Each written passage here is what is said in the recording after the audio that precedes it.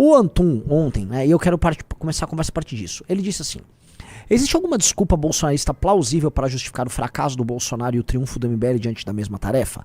Considere que o segundo é um movimento muito menor e mais pobre. Ele tá absolutamente certo. Aí esse perfil respondeu: ou foi a falta de tempo para poder disputar as eleições, ou esse processo aí é todo fraudulento. A Unidade Popular era completamente desconhecida e conseguiu um registro. O Antum disse: o P tinha expertise e capilaridade de classe universitária. Daí desce, aí esse perfil mandou: quer mais capilaridade que o Bolsonaro, que penetra em qualquer fim de mundo por aí? E qual a capilaridade do MBL? Não controlam nenhum sindicato, universidade, e a presença online não é das maiores. Aí o Antum: Bolsonaro igual desorganizado, MBL igual, você se surpreenderia. E ele prossegue: até acho o MBL bem organizado, mas não a nível de constituir um partido. A UP e a missão passarem os 5% das assinaturas é muito estranho. É isso que a gente é obrigado a ouvir, né? Veja só, um sujeito que usa um perfil falso, e ele repete esse tipo de opinião porque é o tipo de opinião de quem não consegue diminuir. Você já sabe aquela coisa? Eu tô lá, aparece uma balada, parece a Sydney Sweeney. Aí eu vou lá: quer um drink? Ela: não, né? Sai fora daqui, o baianinho brasileiro, seu chicano aí, né? Vai me humilhar. Aí eu: porra, eu sou um brasileirinho, me trate bem. Beleza, me humilhou ali, né? Aí eu vou falar: nem queria. Aposto que quem pega deve estar pagando. Sabe aquela coisa? Foi lá e me deu uma humilhadinha. E eu vou lá e dizendo: nem queria. Vai diminuir. Vou ficar desdenhando em cima de algum preconceito que tem, né? Então vai ter um preconceito assim com nós latininhos, né? E eu, né, eu vejo aqui um cara com esse argumento meu bolsonarista, desdenhando da nossa montagem, dando a entender que a montagem foi fraudulenta. E eu estou vendo pessoas vindo com esse argumento, né? Vamos lá, vou começar com isso. Primeira coisa, faz sentido grupos minoritários bem organizados conseguirem montar um partido e um grupo majoritariamente desorganizado não conseguir? Faz sentido demais. Porque ser gigantesco como é o bolsonarismo, não significa que isso se transforme em organização, capilaridade e formação. Não significa.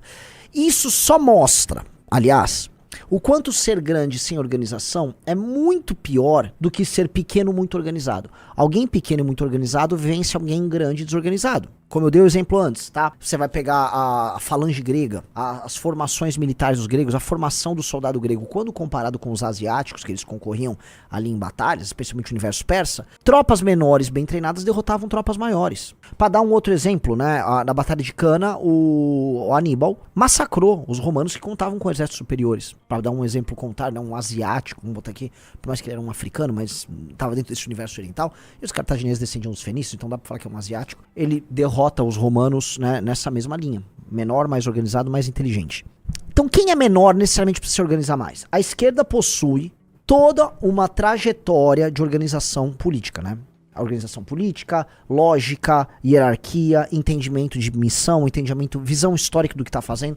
Isso faz parte da trajetória da esquerda. Então o P tem. O MBL e a barra missão também tem. Agora, algumas diferenças precisam ficar claras entre o MBL missão e o P. Por exemplo, a UP, ela entrou com o registro dela em 2015 ou 2016. E terminou lá pra 2019. 2019 ou 2020, se eu não me engano. O Riso pode abrir o Wikipedia da UP e ver lá quando o partido foi julgado, tá? Ou seja, eles estavam na lei anterior. Então, eles tinham um período de tempo muito maior do que o nosso pra coletar e validar as fichas. Além deles necessitarem de um número menor de fichas pra validar, eles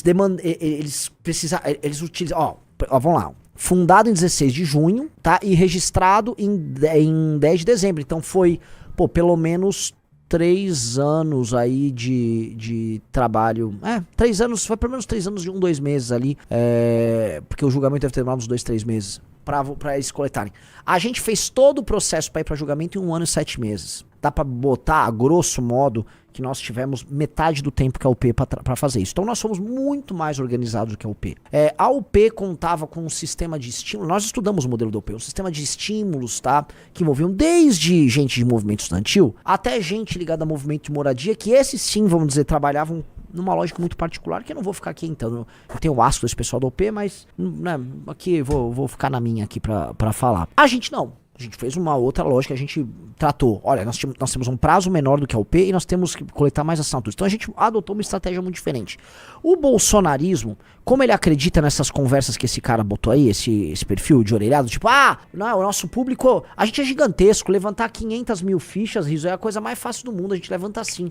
O bolsonarismo acreditou na própria mentira, que uma massa desorganizada ia conseguir, não consegue. Uma massa desorganizada faz coisas que massa desorganizada faz. O que massa desorganizada faz? O máximo ela tem efeito manada, ela é conduzida por sentimentos, pelo contágio dos sentimentos. É isso que a massa bolsonarista faz. Ela é conduzida permanentemente pelo contágio dos sentimentos que são jogados nela. Então, fique com raiva de tal coisa, agora ame tal coisa, é isso que a massa faz. Vão pra frente dos quartéis, agora não vão mais. Não, agora vão, não, agora você é bandido, agora não, você não é, agora você é herói nacional. É isso. Então, é natural, e todo mundo assim, que tem um pouquinho de inteligência, ou alguém que já trabalhou no mercado corporativo, que trabalha com empresas, sabe muito bem que uma minoria organizada, bem treinada, bem equipada, com alta produtividade, vai derrotar uma maioria desorganizada, mas assim, uma maioria que pode ser 1000 vezes maior. Uma minoria desorganizada pode derrotar uma maioria 1000 vezes maior. Tem uma famosa, eu lembro de uma imagem que assim, aquilo assustava muito pra gente entender essa lógica, quando o Corinthians estava prestes a ser rebaixado, acho que era pra 2007, não lembro assim, qual época de vídeo,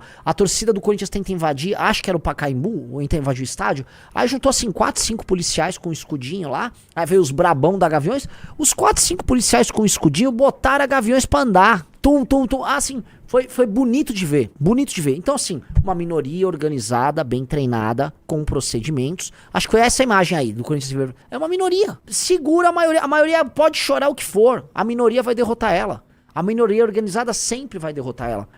Tem todo outro conceito que é aplicado, novamente para as pessoas que não entendem disso, é o conceito de startup. O conceito de startup para funcionar, precisa ser pequeno, não pode ser ultra departamentalizado. As partes, os setores têm que estar todos conectados entre si. Todo mundo tem que entender o propósito do projeto. Todo mundo tem que estar imbuído do senso de missão no projeto. Todo mundo que conhece esse universo de startup sabe disso. Então, a missão, o que a missão é? A missão é uma startup.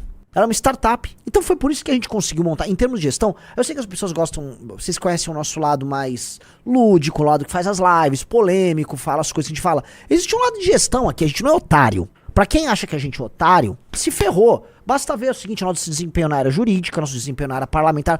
Toda vez que é demandado gestão da nossa parte, seja na gestão pública, por exemplo, o Minato tocando uma subprefeitura, seja os nossos mandatos, a gente é muito superior. Então toda vez que demandam gestão, a gente entrega. Quando fala assim, vocês vão liderar o processo de impeachment da Dilma Rousseff. É pra gente liderar? A classe política entendeu que é pra gente liderar, boa parte da população entendeu, a própria imprensa entendeu. O que nós fizemos? Nós entregamos o impeachment. Pronto. Porque teve um papel nosso que era muito maior do que organizar a manifestação. Era não deixar as manifestações irem pra um caminho errado, que o olavismo tava louco pra transformar aquilo em intervenção militar, que era aquela tese de retardado que o Olavo e aquela turma de retardados dele queria. Que o próprio Bolsonaro falou ontem. Sim. É a tese de retardado do Olavo de Carvalho, que não daria em nada, ou o impeachment da Dilma. Nós conduzimos o impeachment, nós fomos nos deputados e senadores, demos chega pra lá no PSDB. Eu lembro que os caras ficavam, o MBL está entregando a legitimidade das ruas pro PSDB. Não, seu imbecil, a gente quebrou o PSDB na época que o PSDB do Senado, que era o PSDB do Aécio, a gente quebrou as pernas deles, fizemos uma ruptura deles com a turma da Câmara. A Câmara queria o impeachment. E aí a gente dividiu tanto eles, na época inclusive o DEM, rolou a gente fez um racha entre os dois ali, deu mais força pra um bloco, o bloco venceu o outro bloco, junta todos eles, PMDB, a Solidariedade, montou um blocão, esse blocão engoliu todo mundo no impeachment. Porque é gestão, cara, a gente é mais capaz que os outros mesmo. E tá no nosso DNA, são anos sendo mais capaz. Aí é mais capaz pra fazer revista, monta aplicativo disso, aplicativo daquilo. As capacidades vão ficando claras. Então, julgar a gente só como doidinho, igual os caras falam, os meninos do MBL. Outro dia eu fui falar no Fala Glauber, né? Não, os meninos do MBL são meninos do Temer. Isso aí, cara, é assim, é aquele famoso desdenho porque não consigo fazer igual. Desdenha porque não consegue fazer igual. Então, quem não consegue fazer vai desdenhar, que é igual esse perfil fica, né? Acho que o MBL é bem organizado, mas não a nível de construir um partido. Então você acha que nós roubamos as fichas? A UP e a missão passarem os 5% das assinaturas é muito estranho. Olha, é muito estranho se você é burro, porque você nunca se debruçou pra entender como tocar um determinado processo. Isso é um processo de coleta. A gente sabe, precisamos de um número X de fichas num determinado período de tempo, obedecendo às leis eleitorais nossas, contando com a quantidade X de militantes, com a quantidade Y de recursos, com a quantidade Z de tempo, e dentro dessa equação nós vamos construir a fórmula perfeita. Fizemos coisas que os outros não fizeram. Nós fizemos coisas que os outros fizeram. Imagina, o Aliança pelo Brasil, ele sabendo que é 2 anos pra montar o partido, ele faz o registro, Riso, começa a contar os 2 anos e eles não sabiam como é que era a coleta. Eles não sabiam o que coletar. É coisa de retardado. Tipo assim, você tem um relógio que corre contra você. Aí você aperta o botão pra iniciar, né? Aquele timer, né? Corre ao contrário, plip, e você, ok, agora eu vou ver o que eu faço. Como você vai ver o que você faz agora? Aí eu vi argumentos dos caras assim, não, se eles quisessem, eles teriam feito. Eles diziam, não, mentira, eles quiseram. Agora, você tem que ver os indicadores, né? Checar os indicadores, a gente teve a paciência de checar os indicadores deles. Fomos no cartório, fomos ver os processos, vamos ver a taxa de perda deles por cartório, perda por região, perfil de coleta por coletor. A gente checou tudo, metrificou tudo, botou em planilha, estudou, falou, ó, o método deles não funciona. Eles escolheram o método mais burro possível. Teve alguns lugares 85% de perda. Imagina, a cada 10 fichas que você coleta, você perde 8. Aí não ia montar. Coletar 3 milhões de fichas pra dar certo. Não ia montar. Não ia montar. Não, mas desistiram por causa do... Não, cara. É uma maioria desorganizada, amorfa e burra. Você acha que vai fazer o quê? Qual é a capacidade de gestão do Eduardo Bolsonaro, que queria montar o partido? Do presidente do partido, Jair Renan. Vocês sabem, né? O presidente do partido era o Jair Renan. Qual era a capacidade de gestão do mongoloide? Naquele período, o Jair Renan, vocês sabem o que ele tava fazendo? Ele tava com aquele rapaz que depois denunciou ele, conversando, né? E fazendo projetos. Era isso que o cara tá fazendo. Você imagina o que então, né? Olha esse cara, você imagina que quem tava liderando, supostamente liderando, né? Que era só um laranja do pai. Era esse cara, olha o naipe. E agora, a prefeita de Balneário Camboriú quer soltar pauta de política de gênero para os cidadãos da cidade. Aí eu pergunto pra você que é bolsonarista, que vem ficar botando gosto ruim que a gente tá conseguindo. Olha a tua turma, velho. A tua turma. Olha o Eduardo Bolsonaro, vamos falar real. O Eduardo Bolsonaro, né, que é um dos caras que estava liderando a Aliança pelo Brasil. Já na época que ele liderava a Aliança pelo Brasil, ele já queria fugir para os Estados Unidos. Não só fugir por causa de treta. Não, naquela época não era. Ele queria morar nos Estados Unidos. Dizem por aí que ele já tinha propriedade nos Estados Unidos. Não sei se você sabe disso. Tem todos uns. Ele já tinha casa, já queria se mudar. A esposa deslumbrada, queria ir pra lá com a deslumbrada. Tava nesse naipe, vou me mudar para os Estados Unidos. Essa era a energia do Eduardo Bolsonaro. Tanto que, ainda em 2019, ele já queria ir pra embaixada do Brasil nos Estados Unidos. E já ir pra Washington. Então ele queria ir pra Washington, entendeu? Não conseguiu. Depois ele queria ser um representante da Secretaria de Relações Exteriores da Câmara. Não lembro da Apex. Eu lembro da Secretaria de Relações Exteriores da Câmara. Que aí o PL vetou. Botaram outra pessoa lá. E aí ele ficou putinho. Aí agora tô sendo perseguido e foi. Lógico que junta a fome com a vontade de comer, né? Ele também tá com medo de ser preso porque ele tá arrolado lá e ele tá bem cheio de treta nesse processo do Xandão. Dito isso, ele foi pra mesma Washington que ele queria ir. Será que ele já tinha uma propriedade lá ou não? Não sei se não, tô falando besteira. Eu só tô comentando que assim, era esse o cara que queria montar um partido, o cara tava com a cabeça dele morar nos Estados Unidos. O Eduardo, cara, nunca teve vocação pra política. O Eduardo queria surfar, ouvir for fun e ó, era isso que o Eduardo queria, cara. Todo mundo sabe disso. Agora fica uns chongo, uns tosco. Não, o Eduardo é um nacionalista. Sério mesmo que vocês estão nessa? Sério mesmo que vão cair nesse papo? Que o Eduardo agora é um nacionalista, ele tem um discurso próprio. A gente pegou o discurso, né? Só porque, sei lá, ele conversou com o Aldo Rebelo 2 vezes. Eles, não, agora nós somos nacionalistas de direita. Nós ouvimos o Orbán. É sério esse papo? Vamos pegar um vazio, né? Um buraco negro, é um vazio total de matéria ali. Que merda! Que merda. Não, um cara botou nacionalista nos Estados Unidos, sim. Porque os nossos nacionalistas, nossos guerreiros que ficam exalando coragem, todos eles fogem pra fora eles vão pra fora do Brasil lutar. Eles estão lutando lá. Os nossos guerreiros estão sempre lutando fora do Brasil. Ficar aqui, aí é complicado, né? Aí, esses que desdenham, tá? Então, aquele argumento ali, desdenhando da gente, acho que ele é muito muito sintomático desse processo todo, ficam agora com essa interrogação em que aquilo que eles chamam de MBL, que é um movimento que acabou, o MBL já era, o MBL acabou, se torna um elemento paradoxal, portanto um incômodo para as próprias crenças. Porque boa parte da crença deles é validado na ideia de que o MBL é um traidor. Nós somos um Judas. O traidor, portanto, como ele é traidor e minoritário, porque tudo que nós fazemos é mentiroso e que nós não compartilhamos da mesma fé que eles, que a fé no Bolsonaro, naturalmente, ao expor a verdade que nós somos traidores, nós iremos desaparecer. E o Derrete MBL em 2019 foi sobre isso. Eles fizeram um cancelamento e acharam, ok, eles vão acabar igual a Joyce acabou. Às vésperas da eleição de 2022, eu preciso narrar pra vocês, o senhor Felipe G. Martins ficava falando, Kim não vai se reeleger, esse aí tá acabado, é uma nova Joyce, vai ter 15 mil votos. Ele e a turma deles ficavam falando isso. Eles se assustaram, o Kim se reelegeu bem reeleito, fez a cadeira dele, sozinho, isso sendo cancelado, porque nós tínhamos sido cancelados nesse processo todo. Aí eles ficaram com uma pulga atrás da orelha, né?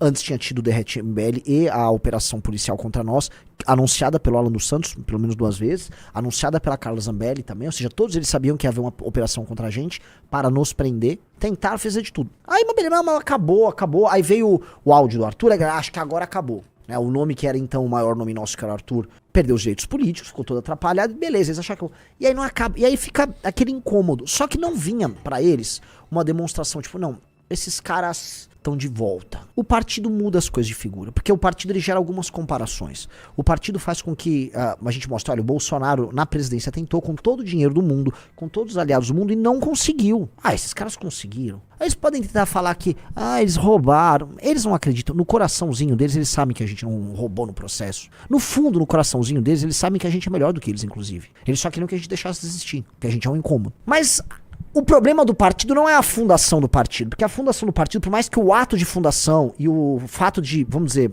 conseguirmos assinaturas mostre que a gente conseguiu, eles não, tem o day after. E é um day after que não termina. Porque, assim, nós vamos poder ter todas as candidaturas nossas em todas as prefeituras que nós quisermos em 2028. Na verdade, já em 2026, a gente pode lançar candidato a governador onde a gente quiser. Os nossos candidatos a deputado, candidatos ao Senado, candidato a presidente da República, a gente vai poder fazer o que a gente quer. Eles não. Eles vão precisar ceder todas as vezes que for necessário. O Valdemar não quer que vocês tenham um candidato a prefeito em São Paulo, então vocês não terão. E os principais nomes, por mais que queiram mostrar independência, coisa, se submetem a essa regra. Se submetem e se submeterão ainda mais a essa regra, porque é a grana que conta ali, a grana do fundo partidário e do fundo eleitoral. E aí, galera, aí o contraste é todo dia.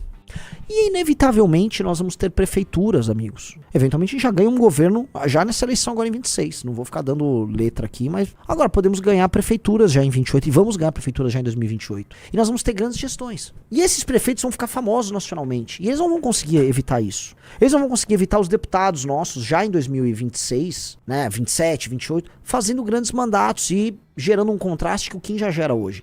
O Kim está sozinho. Kim vai ter passado até o final da eleição de 2026 8 anos sozinho. Quando o Kim tiver uma equipe lá em Brasília, já para pra pensar quando o Kim tiver deputados no plural junto com ele? O contraste é muito grande. Imagina o Kim ou outros colegas dele no partido com o tempo de liderança que quiser. Com a presidência, né? Imagina com a presença em todas as comissões. Nossa. Porque aí a gente vai poder botar deputado em todas as comissões. Obstruindo, fazendo cacete na Câmara dos Deputados. Então não vai ter mais aquela picaretagem de, não, aprovaram não sei o que de forma simbólica, não deu pra votar. Não vai ter. Então, assim, vai haver um contraste. E aí o incômodo que eles estão tendo agora com o partido vai acontecer todo santo dia. Todo santo dia. E eu sei que pro grande público, né, por mais que a gente fale, fulano é do MBL, fulano é do MBL, não, mas o cara tá no União, o cara tá no PP, não, o cara tá no Novo. Não, mas quando tiver na missão, assim, o cara da missão, o cara da onça. Até porque vai ser já o partido com a marca mais emblemática de todas. Você vai ter 2 marcas emblemáticas na política brasileira. Um é o partido da estrelinha vermelha, que é o PT, que é o símbolo mais famoso da política brasileira. O outro vai ser a porra da onça preta e amarela. Você vai ter os 2 maiores símbolos. E um é o número 13 e o outro será o número 14. Esses caras vão brigar. Esses caras serão as marcas. E aí o cara lá, eu sou do PL, não sei o quê. Aí vai ficar complicado. Então, assim, se tá ruim agora pra você que é bolsonarista e que tá aí no seu negacionismo, cara, se prepare que vai ficar ainda pior. Vai ficar muito pior. O contraste só vai aumentar. Outra coisa, tá? O MBL, por mais que ele seja pobre comparado com o Bolsonaro ou o bolsonarismo, o MBL financeiramente vai muito bem, obrigado. E vai cada vez melhor. O dinheiro que a gente usa aqui não é usado, porque os bolsonaristas dão 17 milhões em Pix pro Bolsonaro gastar com ele. Cara, cada centavo que entra pra cá é usado na operação. Tudo é reinvestido aqui. Absolutamente tudo é reinvestido na operação. Então, cara, é aquela coisa, cada R$1 na nossa mão vale mais do que R$100 na mão deles. Cada R$1 na nossa mão, a gente faz um uso muito...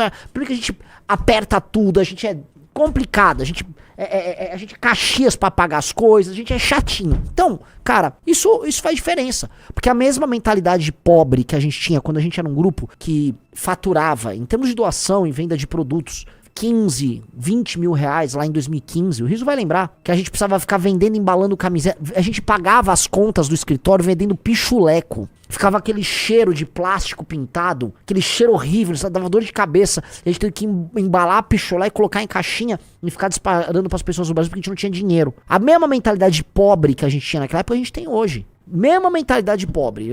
A gente faz o oposto do Marçal. Uai, você tem que ter a mentalidade bilionária, bilhões, Marçal. Mentalidade... Não, nossa mentalidade de pobre.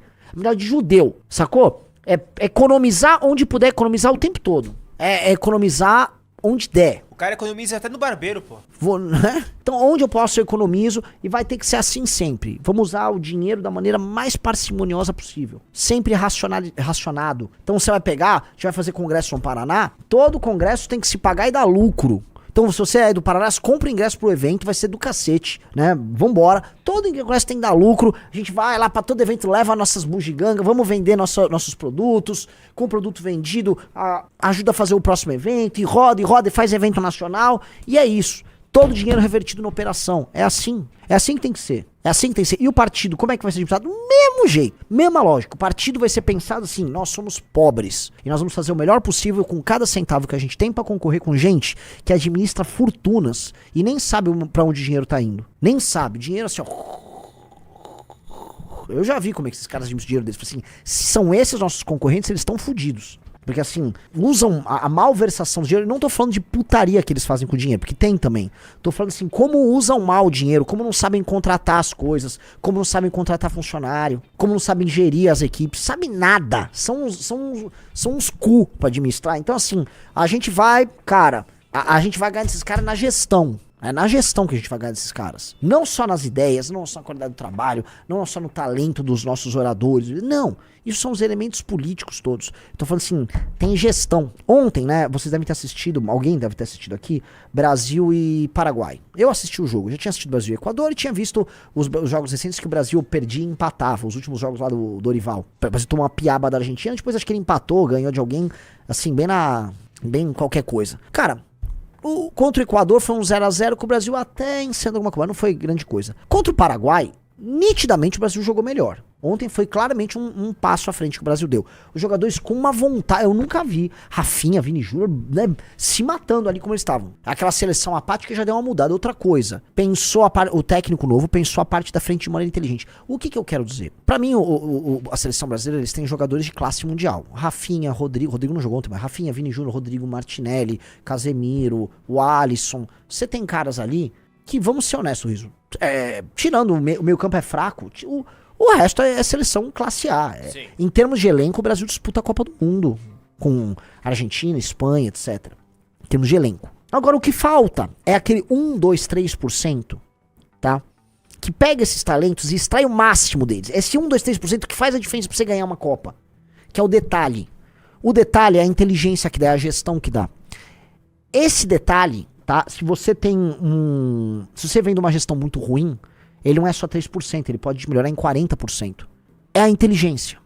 É isso que o Ancelotti deu. Ele começou a dar agora. O Brasil não tomou nenhum gol desde que o Ancelotti entrou. Ele arrumou a defesa. E, cara, o time já jogou. Ele claramente impôs uma liderança e tá rolando um sistema, uma tentativa de um sistema novo de jogo. Não é que tá maravilhoso. Deu uma melhorada. Ele deu uma melhorada. Vocês perceberam a melhorada. A melhorada foi a de gestão. Os jogadores são os mesmos. A gestão sobre eles mudou. A gestão nossa vai fazer muita diferença nesse processo. Então, a nossa vitória sobre esses inimigos do Centrão e tal, vai vir muito na gestão. Por isso que a própria administração do Partido Missão não vai ser assim, tipo, não, eu vou agora ter um diretório e tal, e aqui vai ser diferente. Não, cara, a gente vai ter cultura de métodos e processos, esses métodos e processos vão ser parametrizados, porque não vai ser bagunça. Porque não vai ser bagunça. Porque não vai ter um cara, aqui no meu estado me alio com o PT ou com o Bolsonaro. Aqui a missão é assim, não. A missão é uma só. Ninguém vai vir pra rachar a missão. Ninguém vai vir pra procurar missões diferentes do que a missão que nasceu pra ser. Ninguém vai vir pra isso. Então o nosso método é uno, não, por isso que não vai ter corrupção, não vai ter picaretagem na missão. Não vai ter nada disso. Vai ter um trabalho reto e direto. Gostou dessa análise? Assista o Análises Renais de segunda a sexta no canal do MBL Live TV, às 15 horas. Para mais cortes como esse, se inscreva no Pela Missão.